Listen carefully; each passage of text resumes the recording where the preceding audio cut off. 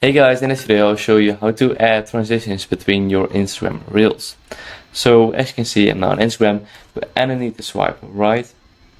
And as you can see now on my story, but I need to go to Reel right here and just record the video. Just tap on this white record button.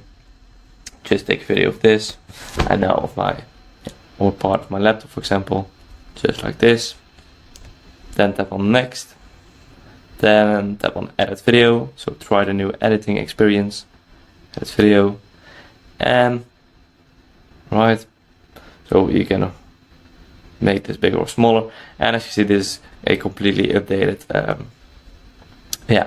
editing experience, and you can easily add transitions. So between this you can add a transition like this, so for example zoom or blur. Now you can add a lot of transitions, for example glitch or spin. You can add text,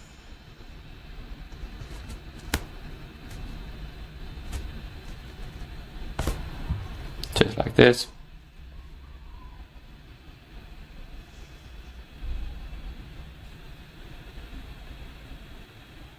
Audio,